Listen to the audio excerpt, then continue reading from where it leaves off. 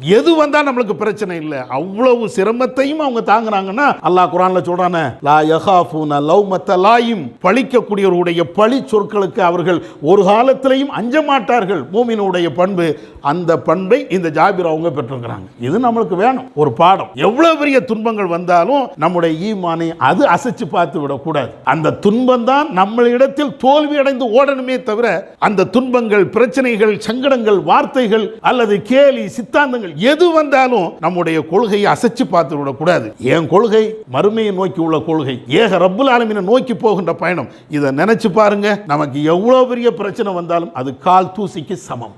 என்னைக்கு இலக்கை நாம மறந்து பயணிக்கிறோமோ அன்னைக்கு தான் சின்ன சின்ன பிரச்சனைகளும் மலை மாதிரி நம்மளுக்கு தெரியும். அல்லாஹ் இருக்கிறான்ப்பா, அல்லாஹ் பார்த்து கொள்வான், எனக்கு தேவை மறுமையில நான் ஜெயிக்கணும், சொர்க்கத்துக்கு நான் போகணும், அந்த இலக்கை வைத்து நாம பயணிப்போம் என்றால் உண்மையிலேயே அதுதான் ஒரு வெற்றியாளனுடைய இலக்கு, இறைவன் விரும்பக்கூடிய ஒரு இலக்கு. அஸ்ஸலாமு அலைக்கும் வரஹ்மத்துல்லாஹி வபரகாத்துஹு. அன்பு மிகுந்த சகோதரர்களே, மனிதனாக படைக்கப்பட்டிருக்கக்கூடிய ஒவ்வொருவருமே உலகத்தில் வாழ்கின்ற காலகட்டத்திலே ஒரு குறிக்கோளோடு, ஒரு லட்சியத்தோடு வாழ்கின்ற சூழலை நாம் பார்க்கலாம். இன்ன பிற உயிரினங்களுக்கு இது போன்ற லட்சியங்களும் குறிக்கோள்களும் இருக்காது என்பதையும் நாம் அறிந்து வைத்திருக்கிறோம். உலகத்தில் வாழ்கின்ற மனிதர்களாக இருக்கக்கூடிய ஒவ்வொருவருக்கும் ஒரு லட்சியம் இருக்கிறது என்றால், அந்த லட்சியத்தை நோக்கி, அந்த குறிக்கோளை நோக்கி மனிதன் பயணிக்கிறான் என்றால், ஏக இறைவனை நம்பிய நாம், மறுமையை நம்பிய நாம், மஹ்ஷரை நம்பிய நாம், நம்முடைய லட்சியம் எதுவாக இருக்க வேண்டும்?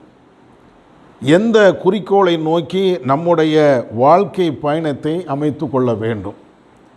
இது தொடர்பாக இஸ்லாம் நமக்கு சொல்லித் தருகின்ற ஒரு சில செய்திகளை மாத்திரம் நாம் பார்க்கலாம்.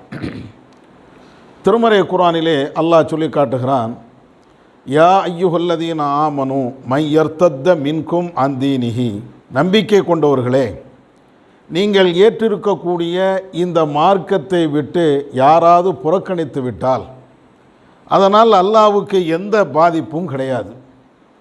காரணம், அல்லாஹ் எவர்கள் இந்த மார்க்கத்தை புறக்கணித்து விட்டார்களோ அவர்களை விட்டுவிட்டு அவர்கள் அல்லாத வேறு சில ஆளுக்களை அல்லாஹ் உருவாக்குவான்.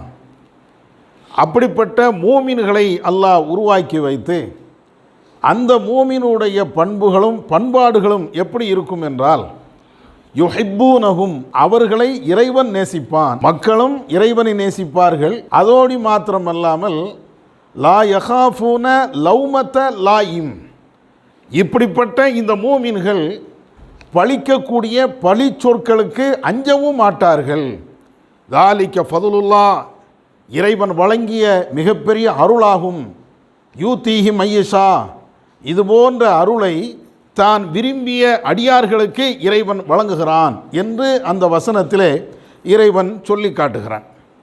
இந்த வசனத்தில் பல்வேறு செய்திகளை இறைவன் நமக்கு சொன்னாலும், ஒரு மூமினுடைய நோக்கம், அவனுடைய குறிக்கோள் எதுவாக இருக்க வேண்டும், எந்த நோக்கத்தை நோக்கி அவனுடைய பயணம் இருக்க வேண்டும் என்பதை தெளிவாக ஒவ்வொரு மூமினும் புரியக்கூடிய விதத்தில் இறைவன் சொல்லி காட்டுகிறான். மிக முக்கியமாக எதை இறைவன் சொல்கிறான் என்றால், நீ இந்த ஏகத்துவத்தில் இருக்கிறாய் என்றால், தௌஹீதில் இருக்கிறாய் என்றால், என்னமோ அது இறைவனுக்கு நாம் செய்யக்கூடிய மிகப்பெரிய பணி, நாம் இறைவனுக்கு செய்வதனால் இறைவனுக்கு மிகப்பெரிய லாபம் கிடைக்கப் போகிறது என்ற எண்ணத்தில் நீ இருப்பாய் என்றால் நீ தோற்று போயிடுவ.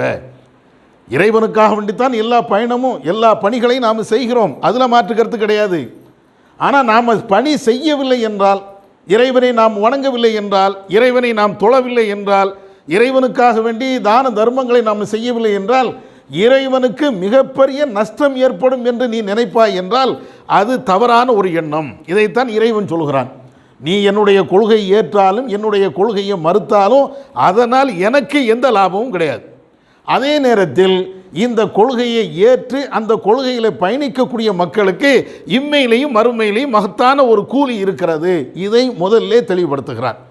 அடுத்து ஒரு கொள்கைவாதி எப்படி இருக்கணும் அதையும் அந்த வசனத்தில் தெளிவுபடுத்துகிறான். எப்படி இருக்க வேண்டும் என்றால், அவனுடைய நோக்கம் முழுக்க முழுக்க இறைவனை சார்ந்ததாக இருக்கணும்.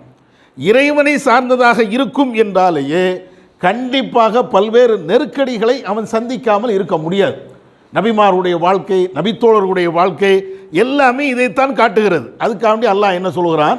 லா யகாஃபூன லௌமத லாயிம், எவர்கள் இவனை திட்டினாலும் ஏசினாலும் அல்லது கொச்சைப்படுத்தி பேசினாலும் அவமரியாதை செய்தாலும் எதற்குமே இவன் அஞ்ச மாட்டான். அஞ்சக்கூடிய ஒரு மூமின் மூமினாக இருக்கவும் முடியாது.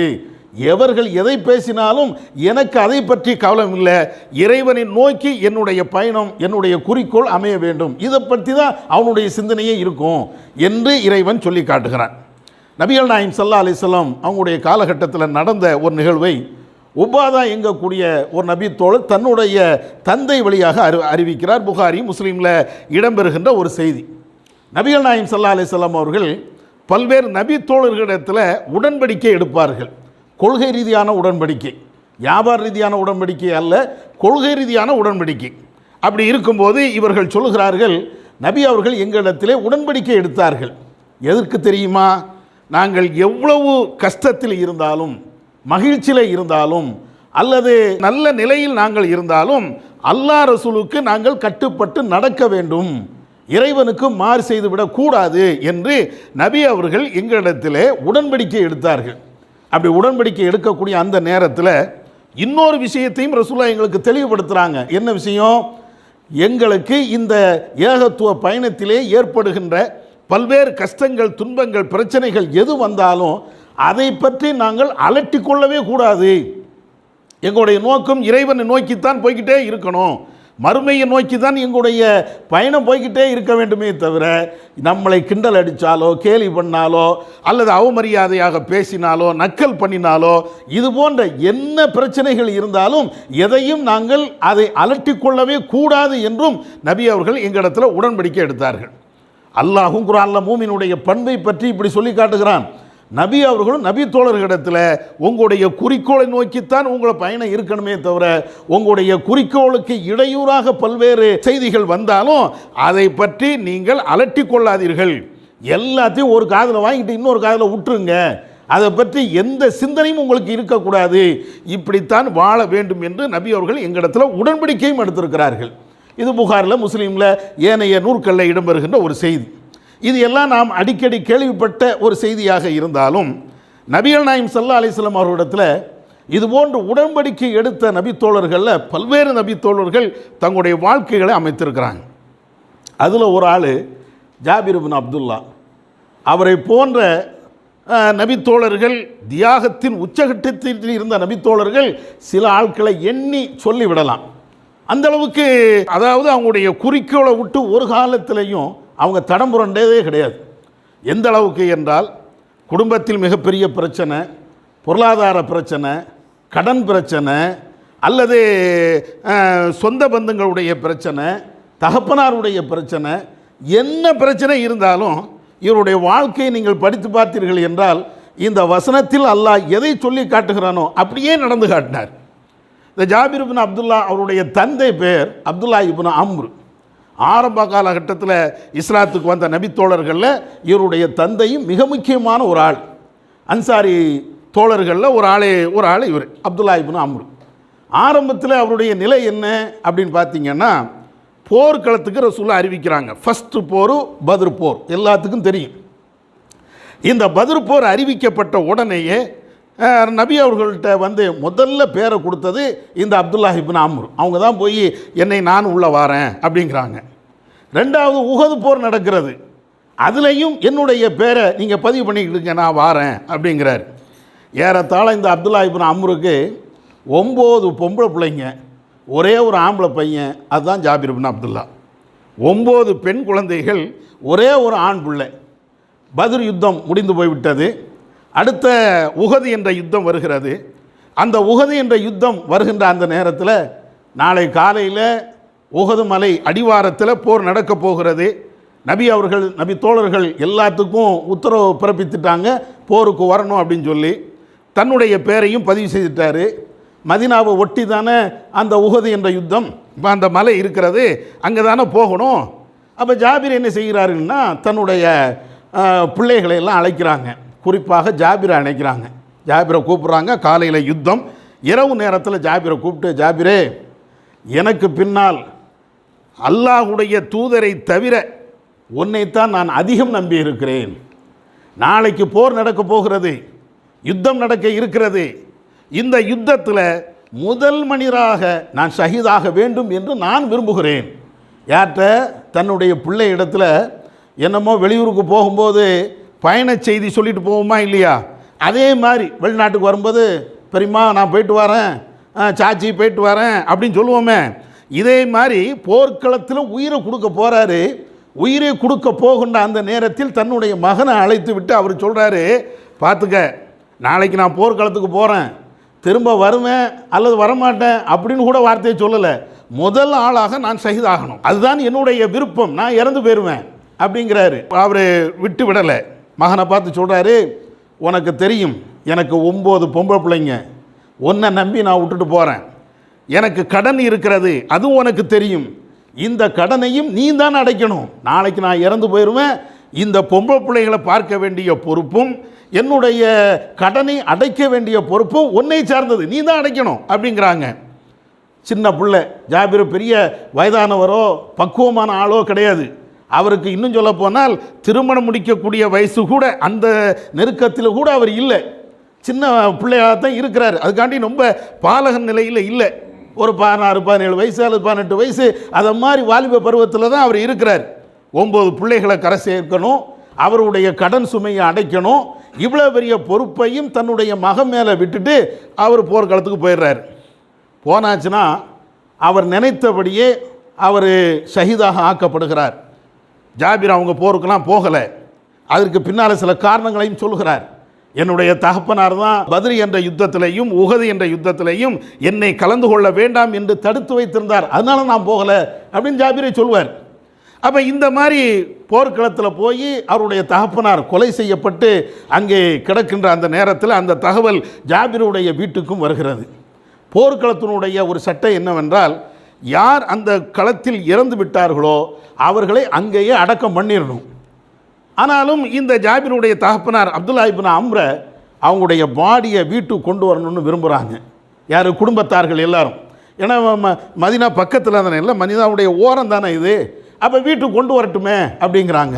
ரசூல்லாட்ட கேட்டோன்னே ரசூலாவும் அனுமதி கொடுக்குறாங்க, அவருடைய பாடியை வீட்டுக்கு கொண்டு போகட்டும்னு. இங்கே ஜாபிருடைய வீட்டுக்கு அவருடைய தகப்பனாருடைய பாடி கொண்டு வரப்படுகிறது. வீட்டில் அப்படியே கிடத்தி வைக்கப்படுகிறது. அந்த நேரத்தில் ஜாபிர் தன்னுடைய தகப்பனாருடைய அந்த முகத்தை பார்க்கணும் அப்படின்னு விரும்புகிறார். யாருமே அனுமதிக்கலை. வேண்டாம், பார்க்காத. கஃபன் பொதியப்பட்டு அவருடைய மேனியில் துணிகள் அப்படியே போர்த்தப்பட்டு அப்படியே கிடக்கிறார். ஜாபிர் வந்து துடிச்சுக்கிட்டே வராரு, என் வாப்பாவை பார்க்கணுமே, அத்தாவை பார்க்கணுமே. யாருமே அனுமதிக்கலை.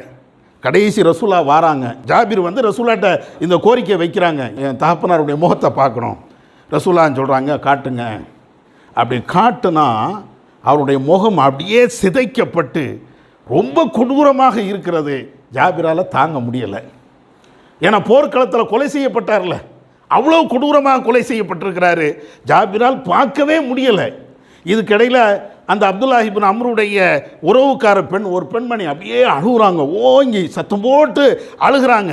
அப்போ தான் ரசூலா சொல்கிறாங்க, நீங்கள் அழுதாலும் சரி அல்லது அழாமல் இருந்தாலும் சரி, துல்லுல் மலாயிகா, ஜாபிருடைய தகப்பனாருக்கு வானவர்கள் நிழலிட்டு கொண்டே இருக்கிறார்கள், நீங்கள் அவரை பற்றி கவலைப்படாதீங்க, அவர் நல்ல நிலையை அடைந்து விட்டார் என்று சொல்லி அதற்கு பின்னால் ஜாபிருடைய ஜனாசாவை அவங்களுடைய வீட்டில் இருந்து தூக்கிட்டு போய் உஹது என்ற இடத்துல அங்கே அடக்கம் செய்யப்படுறாங்க. வரலாறு புகாரில் இந்த செய்திகள்லாம் இருக்கிறது. காலங்கள் அப்படியே உருண்டோடி கொண்டே இருக்கிறது. இறந்தாச்சு, தகப்பனார் இறந்தாச்சு, 9 பிள்ளைங்க, இவரும் இருக்கிறார். என்ன செய்கிறது? பிள்ளைய நாளைக்கு கட்டி கொடுத்துக்கலாம், அல்லது அந்த பருவம் வரைகின்ற பொழுது அந்த குழந்தைகளை வந்து கட்டி கொடுத்துக்கலாம், பிரச்சனை இல்லை. ஆனால் தகப்பனார் வச்சுட்டு போன கடன் அதுதான் வந்து சூழ்ந்து நிற்குமே. சூழ்ந்து நிற்கிறது. ஒன்று சொத்து இருந்தால் கூட சரி, சொத்தை விற்று கடனை அடைச்சிடலான்னு போகலாம். இவர்கிட்ட சொத்தும் ஒன்றும் கிடையாது. ஒரு சின்ன நிலம் இருந்தது, அதில் கொஞ்சம் பேரித்த மரங்கள் இருக்கிறது, இவ்வளோதான். இதை தாண்டி இவர்களுக்கு எந்த சொத்தும் கிடையாது. ஆனால் கடன் பயங்கரமாக இருக்கிறது. அடுத்த நாளே கடன்காரர்கள் வந்துட்டாங்க. அதில் ஒரு யூதர் ஜாபிருடைய தகப்பனாருக்கு ஏறத்தாழ் 30 வஸ்து அப்படிம்பாங்க. அந்த அளவுக்கு மிகப்பெரிய கடன். அவர் கடன் கொடுத்த அந்த யூதர் வந்து ஜாபிருடைய வீட்டில் வந்து நிற்கிறாரு. தகப்பனார் கடன் வச்சுட்டு போனார, அவர் தான் இறந்து போயிட்டார, இப்போ கடன் அட நீ தானே அதுக்கு பொறுப்பு அப்படின்னு உரிமையோடு கேட்குறாரு. ஆமாம், என் தகப்பனார் வைத்து விட்டு போன அந்த கடனுக்கு நான் தான் பொறுப்பு, ஆனால் கொஞ்சம் அவகாசம் தாங்க, நான் எப்படியாவது அடைச்சிடுறேன், எனக்கு கொஞ்சம் அவகாசம் தாங்க. ஆனாலும் அந்த யூதர் அவகாசம் கொஞ்ச நாள் கொடுக்குறாரு, அதுக்கப்புறம் கொடுக்கவே முடியலை. ஒரு கட்டத்தில் எந்த அளவுக்கு என்றால், இந்த யூதர் மாத்திரமில்லை, ஜாபிருடைய தகப்பனாருக்கு யாரையெல்லாம் கடன் கொடுத்தார்களோ அத்தனை பேரும் ஜாபிர் அப்படியே சூழ்ந்து நிற்கிறாங்க. தாரியா இல்லையா, என்ன செய்ய போகிறேன்? கடைசியாக வேறு வழியே இல்லை, அவகாசம் கேட்டு கேட்டு கேட்டு அதுவும் போய்கிட்டே இருக்கிறது. ரசூலுல்லாஹ்ட்ட வராங்க ஜாபிர், அல்லாஹ்வின் தூதரே, என்னுடைய தகப்பனார் உஹதில் கொலை செய்யப்பட்டாங்க, ஏராளமான கடன் இருக்கிறது, அதை அடைக்க வேண்டிய பொறுப்பு எனக்கு தான் இருக்கிறது, இன்னும் ஆட்கள் என் வீட்டுக்கு வந்துக்கிட்டே இருக்கிறாங்க, கடனை திரும்ப கேட்டு வந்து கொண்டே இருக்கிறார்கள், ஏதாவது செய்யுங்களேன். அப்போ ரசூலா, அப்படியாப்பா, உனக்காக வேண்டி நான் கடன்காரங்கள்ட்ட அவகாசம் ஆவனா போய் கேட்குறேன் அப்படிங்கிறாங்க. ரசூலா போகிறாங்க அந்த யூதர் வீட்டுக்கு, மற்ற ஆளுடைய வீடுகளுக்கெல்லாம் போகிறாங்க. ஜாபிருடைய தகப்பனார் இல்லை, அவர் தகப்பனார் இல்லாத ஒரு பிள்ளை, எப்படியாவது கடன் அடைச்சிருவார், அவகாசம் மட்டும் கொடுங்க. ரசூலா சொல்லியும் யாருமே கேட்கல. நபி அவர்கள் பேசியும் அந்த ஊரில் ஜாபிர் இப்னு அப்துல்லாவுடைய தகப்பனாருக்கு கொடுத்த யாருமே, கடன் கொடுத்த யாருமே அதை ஒத்துக்கொள்ளவே இல்லை. கடைசியாக ரசூலுல்லாவே ஜாபிர்கிட்ட வந்து, ஜாபிரே நான் பேசி பார்த்தப்பா யாரும் கேட்க மாட்டேங்கிறாங்க, என்ன செய்யணும்னு தெரியலை, எப்படி இருக்குன்னு யோசிச்சு பாருங்களேன். கடன் தொல்லை, குடும்ப சூழல், இவ்வளவு வறுமையிலையும் அப்படியே சுழந்து போய் இருக்கிறார். ஒரு கட்டத்தில் ஜாபிர் ரசூலாட்டே வராங்க, அல்லாஹ்வின் தூதரே, என்னால் இதுக்கு மேலே தாங்க முடியாது, நீங்கள் தான் ஏதாவது செய்யணும். அப்போ தான் ரசூலா சொல்கிறாங்க, ஜாபிரே, உனக்கு ஒரு சின்ன நிலம் இருக்குதுல்ல, அதில் பேரித்தம்பழம் மரங்கள் இருக்குதுல்ல, நீ அங்கே போ, அங்கே என்னென்ன பேரித்தம்பழம் கையில் கிடைக்குதோ அதையெல்லாம் ஒரு குவியலாக நீ வை, நான் வருகிறேன் என்று ரசூலா சொல்லிவிட்டு ஜாபிர் அது மாதிரி போகிறாங்க. ரசூலாவும் பின்னால் போகிறாங்க. அந்த குவியல் பேரித்தம்பழத்தை நோக்கி நபி அவர்கள் துஆ செய்கிறாங்க. அதில் இருந்து ரசூலா சொல்கிறாங்க, யார் யார் எவ்வளோ கடன் கொடுக்க முடியுமோ அவங்கள எல்லாத்தையும் நீ அவங்களுக்கு எவ்வளோ கடன் தேவையோ அதை இந்த பேரித்தம்பழத்து மூலமாக எடுத்துக்கொண்டு செல்ல சொல் அப்படிங்கிறாங்க. ஜாபிர் எல்லாத்தையும் வர சொல்கிறாங்க. அந்த கடன் அப்படியே நிறைவேற்றப்படுகிறது. நபி அவர்களுடைய தனிப்பட்ட இறைவனுடைய அருளால் அவங்க செய்த மிகப்பெரிய ஒரு மோஜிசாத், ஒரு அற்புதம், அப்படி அந்த கடன் வந்து நிறைவேற்றப்படுகிறது. அதற்கு பின்னாடி இவருடைய நிலை என்ன? கல்யாணம் பண்ணணும், 9 பொம்பளை பிள்ளைகளையும் கட்டி கொடுக்கணும், குடும்பத்துக்கு சம்பாத்தியம் பண்ணி போடணும், இவ்வளோ நெருக்கடி. ஆனால் இவ்வளோ நெருக்கடி இருந்தாலும் ஒரு கட்டத்தில் நபி அவர்களே ஜாபிர்கிட்ட கேட்குறாங்க, ஜாபிரே, உன்ட்ட அன்மாத்து இருக்குதா அப்படின்னு கேட்குறாங்க. அன்மாத்துனா என்ன? இந்த ஒட்டகத்துக்கு மேலே விரிக்கக்கூடிய ஒரு விரிப்பு, ஒட்டகத்துக்கு மேலே விரிப்பாங்கல்ல, அதை மாதிரி சீட்டு மாதிரி உள்ள ஒரு விரிப்பு. அப்போ ஜாபிர்கிட்ட கேட்குறாங்க, ஜாபிரே, உனக்கு அன்மாத்து இருக்கா, விரிப்பு இருக்கா? அண்ணாலண்ணா அன்மாத்துன்னு, அல்லாஹ்வின் தூதரே, எங்கள்கிட்ட யாருக்கு அது மாதிரிலாம் உண்டு, நான் அவ்வளோ ஏழ்மையில் உள்ளவன் இல்லை, ஒரு ஒட்டகத்து மேலே விரிக்கக்கூடிய துணி கூட, அந்த விரிப்பு கூட என்கிட்ட இல்லை, அவ்வளோ ஏழை, உங்களுக்கு தான் தெரியுமே. ரசூலுல்லாஹ்ட்ட சொல்கிறாங்க. எதுக்கு இதை சொல்கிறோம்னா, வறுமைனா உங்கள் வீட்டு வறுமை என் வீட்டு வறுமையெல்லாம் கிடையாது. இன்றைக்கி நம்ம ஒரு டீ குடிக்கலைன்னா அப்படியே கிறங்கி போய் நிற்கிறோம். இவர் வீட்டில் ஒரு துணி கூட இல்லை, அந்தளவுக்கு வறுமை. அவ்வளோ வறுமையிலையும் இவருடைய பணிகளை நீங்கள் பார்த்தீர்கள் என்றால், சுருக்கமாக தான் சொல்கிறேன், இவங்களுடைய பணிகளை நீங்கள் பார்த்தீர்கள் என்றால் ஜாபிர் சொல்வார், ஏறத்தாழ நபியுடைய காலகட்டத்தில் 19 யுத்தங்கள் நடந்தது. அந்த 19 யுத்தங்கள்லையும் நான் கலந்து கொண்டேன், 2 யுத்தத்தை தவிர. அது என்ன 2 யுத்தம்? பத்ரு, உஹத். அதுவும் என் தகப்பனார் தடுத்ததுனால 19 யுத்தத்திலே நாங்கள் ரசூலுல்லாஹ் கூப்பிட்ட எந்த யுத்தத்திற்கும் போகாமல் நான் இருந்தது கிடையாது. ஜாபிர் அப்படி சொல்கிறார். ஒரு யுத்தத்துக்கு கூட நான் உயிரை கொடுக்கறதுக்கு, தகப்பனார் போய் சேர்ந்துட்டாரு, பிள்ளைங்க இருக்கிறாங்க, குடும்பம் வருங்க.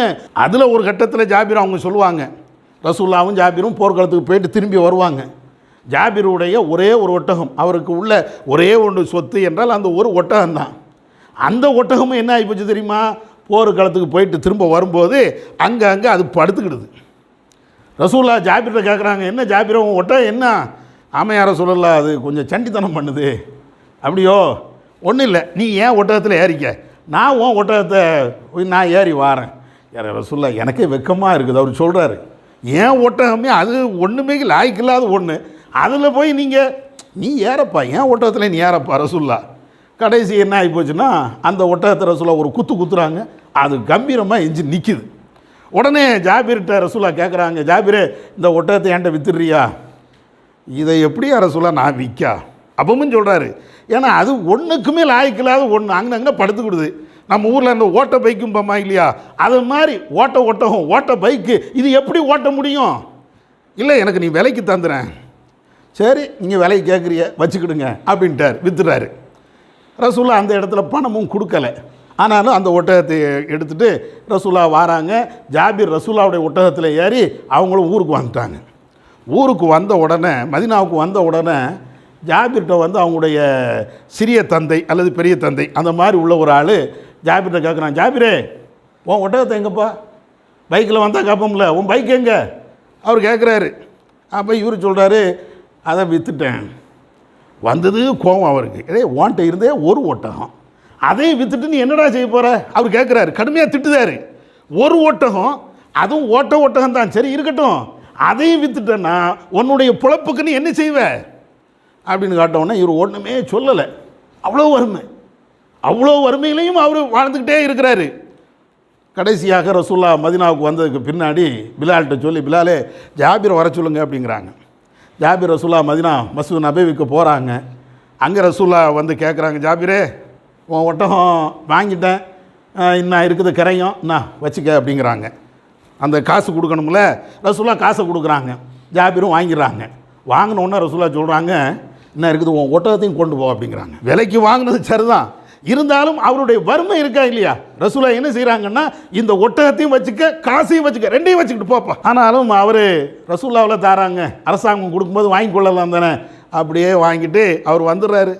கல்யாணம் பண்ணுறாரு. கல்யாணம் பண்ணிவிட்டு ரசூல்லாட்ட போய் ரசூல்லா கேட்குறாங்க, என்னப்பா சையிபன் உபிக்கிறான், ஜாபீரே கல்யாணம் பண்ணிட்டியே, கன்னி பெண்ணை முடிச்சியா விதவை பெண்ணை முடிச்சியா? ரசூல்லா கேட்குறாங்க. ஜாபீர் சொல்கிறாங்க, சையிபன் நான் விதவை பெண்ணை முடித்தேன். ஏன்ப்பா நீ சின்ன பிள்ளை, கன்னி பெண்ணை முடிச்சிருக்கலாமே, துலாய் புகா ஒரு துலாய் புக்க, நீனும் அவளும் கொஞ்சம் விளையாடுகளப்பா, ஒரு கன்னி பெண்ணை முடிச்சிருக்க வேண்டியதானே? ஜாபீர் சொல்கிறார், அல்லாஹ் திதரே உங்களுக்கு தான் தெரியுமே, என் கூட 9 பொம்பளை பிள்ளைங்க, அந்த பொம்பளை பிள்ளைகளை பராமரிக்கணும்ல. நான் ஒரு கன்னி பெண்ணை முடித்தேன்னா அந்த பிள்ளையும் சின்ன பிள்ளையாக இருக்கும், என் வீட்லேயும் 9 பொம்பளை பிள்ளைங்க, அதுவும் சின்ன பிள்ளை, எப்படி குடும்பம் நடத்த முடியும், அந்த பிள்ளைகளை பராமரிக்க முடியும்? அதனால தான் கொஞ்சம் வயது முதிர்ந்த பெண்ணாக இருந்தால் என் தங்கச்சிகளை பராமரிப்பாங்கள்ல, என் தங்கச்சிக்கு தலைவாரி விடுவாங்கள்ல, அவங்களுக்கு தேவையான விஷயங்களை பூர்த்தி செய்வாங்கள்ல, அதுக்கு தான். அப்பவும் ரசூலா சொல்கிறாங்க, ஒன்றும் இல்லைப்பா, மார்க்கம் உள்ள பிள்ளையை நீ கட்டிக்கலாம்ல. ஜாபீர்கிட்ட சொல்லுவாங்க, மார்க்கம் பற்றுள்ள ஒரு பிள்ளையை நீ கட்டியிருக்கலாமே. அப்படியும் முடியுது. கடைசியாக ரசூல்லாவுடைய கடைசி காலம், ஜாபீரை கூப்பிட்றாங்க ரசூல்லா, ஜாபீர் எங்கே வா, பஹ்ரைனில் இருந்து இந்த பஹ்ரைனில் இருந்து பெரிய செல்வம் வரும்பா, அப்படி செல்வங்கள் வருகின்ற பொழுது உனக்கு நான் அப்படி தருவேன், உனக்கு இப்படி தருவேன், இப்படி தருவேன். ரசூல்லா கடுமையாக சொல்லி விட்டுவாங்க. சொல்லி விட்ட உடனே ஜாபீருக்கு அப்படியே மோகம் மலர்ச்சி, நம்முடைய வறுமையெல்லாம் விலக போகுது, ரசூல்லாவில் வாக்குறுதி தந்திருக்கிறாங்க, கண்டிப்பாக தருவாங்க, நம்ம உள்ள கஷ்டம் எல்லாம் தீரப்போகுது அப்படின்னு நினச்சிக்கிட்டே இருக்கிறாரு. ரசூல்லா வஃபாத் ஆகிட்டாங்க. ரசூல்லா வஃபாத் ஆகிட்டாங்க. பஹ்ரைனில் இருந்து எந்த செல்வமும் வரல, அப்படியே உட்கார்ந்துட்டு இருக்கிறாரு. அதுக்கு பின்னால் ஆட்சி குழப்பம். அபூபக்கர் ரலியல்லாஹு அன்ஹு அவங்க வந்து ஆட்சி கட்டளைக்கு வராங்க. வந்ததற்கு பின்னால் தான் இந்த பஹ்ரைனுடைய செல்வங்கள் எல்லாமே மதீனாவுக்கு வருது. அப்போ அபூபக்கர் வந்து அறிவிப்பு செய்ய சொல்கிறாங்க, ரசூல்லா யார் யாருக்கு ஏதாவது வாக்குறுதி கொடுத்துருந்தால் அவங்க அரசாங்கத்தில் வந்து வாங்கிக்கலாம், ரசூல்லா ஏதாவது கடன் வைத்திருந்தால் அவங்களும் அரசாங்கத்தில் வந்து வாங்கிக்கலாம், ஏன்னா பஹ்ரைனுடைய செல்வங்கள் எல்லாமே வந்துருச்சு, உங்களுக்கு என்ன தேவையோ வாங்கிக்கிடுங்க அப்படிங்கிறாங்க. அதே மாதிரி இந்த அறிவிப்பு கேட்டவுடனே ஜாபீர் அபூபக்கர்ட்ட வராங்க, அபூபக்கர் அவர்களே ரசூல்லா இதை மாதிரி எனக்கு வாக்களிச்சிருக்கிறாங்க, பஹ்ரைன்லேருந்து செல்வம் வந்தால் இப்படி தருமே அப்படி தருமான்னு வாக்களிச்சிருக்கிறாங்க, ரசூல்லா இறந்துட்டாங்க, அதே பஹ்ரைனுடைய செல்வம் வந்துருச்சு, எனக்கு ஏதாவது தாங்க அப்படின்னோடனே அபூபக்கர் ஏதோ கொஞ்சம் அப்படி கொடுத்துட்றாங்க. இவர் கற்பனை பண்ணியிருக்கிறார் அப்படி வரும், ஏன்னா ரசூல்லா அப்படி தானே சொன்னாங்க, அப்போ அப்படி வரும் இப்படி வரும்னு கற்பனை பண்ணிட்டு இருக்கும்போது அபூபக்கர் கொஞ்சம் கொடுத்துட்றாங்க. சரி ரசூல்லா இருந்தால் இப்படியா, ஏதோ ஆட்சி மாறிடுச்சு என்ன செய்கிறது அப்படிங்கிற மாதிரி நினச்சிட்டு போயிடுறாரு. திரும்பவும் அவருக்கு மனசு பொறுக்கலை, ரசூல்லாவில் இப்படி சொன்னாங்க, திரும்ப அபூபக்கர்ட்ட வந்து கேட்போம் அப்படின்ட்டு அபூபக்கர்ட்ட வந்து திரும்பவும் கேட்குறாரு. அபூபக்கர் இல்லைப்பா அப்படின்ட்டாங்க, போயிடுறாங்க. திரும்ப வராங்க, எனக்கு ரசூலா இப்படியெல்லாம் சொன்னாங்க தாங்க.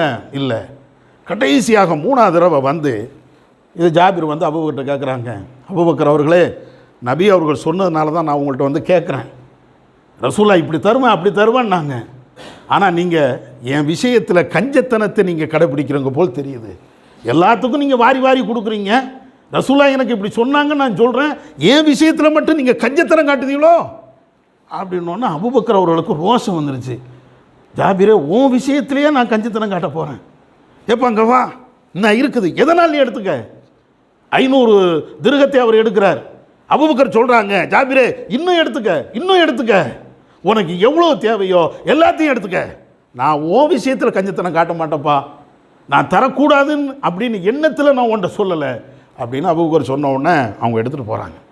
இதெல்லாம் வரலாறில் நீங்கள் படிச்சிங்கன்னா, வறுமை என்றால் அவ்வளோ பெரிய வறுமை, கஷ்டம் என்றால் அவ்வளோ பெரிய கஷ்டம், சாப்பாட்டுக்கு வழி இல்லாத ஒரு சூழல், அப்படி இருந்தும் கூட அவருடைய நோக்கம் கொள்கை விட்டு விலகலை.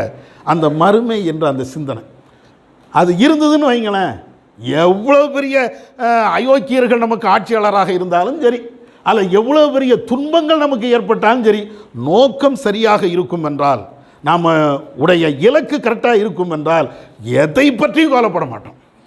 ஆனால் உலகத்தில் இன்றைக்கி என்ன, நம்மளுக்கு அவ்வப்போது இந்த நோக்கங்கள், நம்முடைய சிந்தனைகள் அப்படியே மாறி போகுது. சில நேரங்களில் எதுக்குடா இந்த இஸ்லாத்தில் இருக்கணும் அப்படின்னா சில பேர் நினைக்கிறாங்க. சில கஷ்டங்கள் வந்ததுக்கு பின்னாடி ஏன் இதில் இருக்கணும், அல்ல ஏன் இந்த சித்தாந்தத்தில் ஏன் இருக்கணும், இந்த கொள்கையில் ஏன் இருக்கணும், பேசாமல் விட்டுட்டு போயிடுவோமே.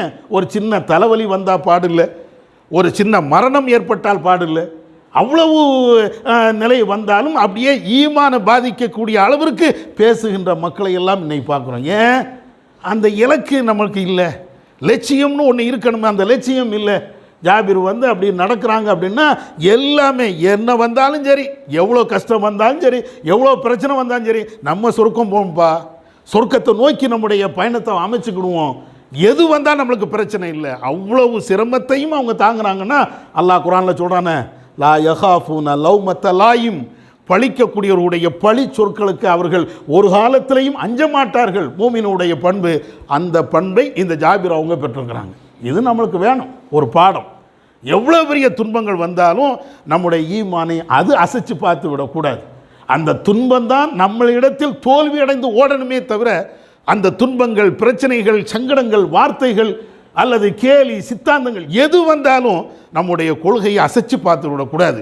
என் கொள்கை மறுமையை நோக்கி உள்ள கொள்கை, ஏக ரப்புல் ஆலமீனை நோக்கி போகின்ற பயணம். இதை நினச்சி பாருங்க, நமக்கு எவ்வளோ பெரிய பிரச்சனை வந்தாலும் அது கால் தூசிக்கு சமம். என்னைக்கு இலக்கை நாம் மறந்து பயணிக்கிறோமோ அன்னைக்கு தான் சின்ன சின்ன பிரச்சனைகளும் மலை மாதிரி நம்மளுக்கு தெரியும். அல்லாஹ் இருக்கிறான்ப்பா, அல்லாஹ் பார்த்துக்கொள்வான், எனக்கு தேவை மறுமையில் நான் ஜெயிக்கணும், சொர்க்கத்துக்கு நான் போகணும், அந்த இலக்கை வைத்து நாம் பயணிப்போம் என்றால் உண்மையிலேயே அதுதான் ஒரு வெற்றியாளனுடைய இலக்கு, இறைவன் விரும்பக்கூடிய ஒரு இலக்கு. நபி காலத்தில் உள்ள சில செய்திகளை, வரலாறுகளை ஆதாரமாக நாம் தெரிந்து கொண்டோம். நம்முடைய வாழ்க்கையிலையும் ஏராளமான பிரச்சனைகள் இருக்கும். பிரச்சனைகள் இல்லாத மனுஷன் கிடையாது, சங்கடங்கள் இல்லாத மனுஷனும் கிடையாது. ஒரு அமைப்பில் இருந்தாலும் சரி, அல்லது தாவா பணிகளில் நாம் ஈடுபட்டாலும் சரி, எந்த பணிகளில் நாம் ஈடுபட்டாலும் நமக்குன்னு ஒரு சங்கடங்கள் வரத்தான் செய்யும்.